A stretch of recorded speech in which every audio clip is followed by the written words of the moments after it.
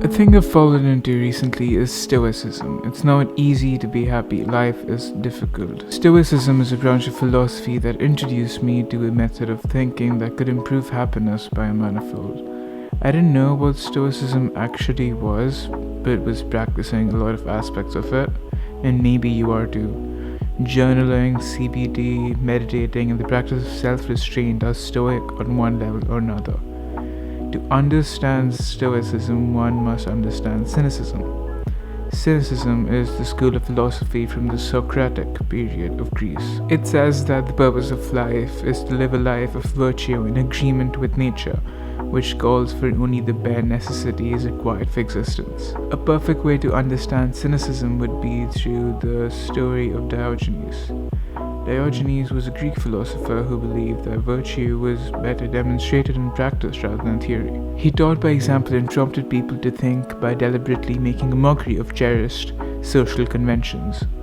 He gave up on all materialistic objects and lived in a barrel with dogs, masturbated in public, urinated on people who insulted him, and heckled Plato.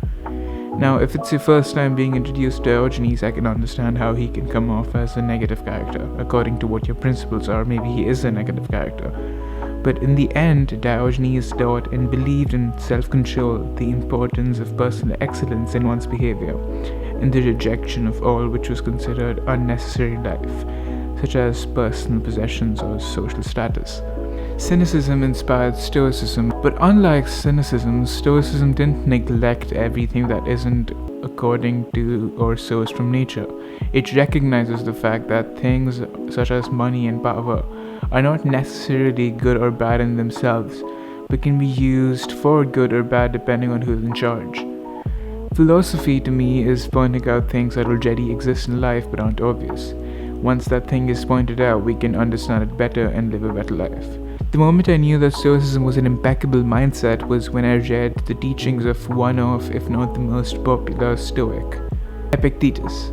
He said there's not a lot you can change in life, there's things you can control and things that you cannot control. Since we as human beings can't do anything about the things we can't control, we must use self-discipline in situations that are in our control. Stop caring about things that are out of your control because they're out of your control. This simple mindset can improve your life and how you perceive life by such a huge margin. But it's not easy. I think humans are wired with anxiety. As we grow up, we grow more anxious. We are, for the better or for the worse, highly intelligent, emotional creatures. It's really difficult to be stoic because human beings scare. We can act as if we don't, but we do. A severe example of stoicism might be one of Socrates' students, Xenophon. When he got the information that his son had died in battle, he simply replied with, "I knew that he was mortal." He could be seen as a sociopath for his answer, and even though it is uneasy and morbid to have the response, he's right. There's nothing we can do after one passes apart from grief, and we only grieve because we as humans have feelings, we have emotions, and emotions work independent to logic, at times fight logic. I'm still in the process of trying to live life by this mindset. In all situations, I try to remind myself you can't do anything about this. Most things in life don't matter as much as you think they might matter in the moment. Elsa from Frozen said it the best. Just let it go.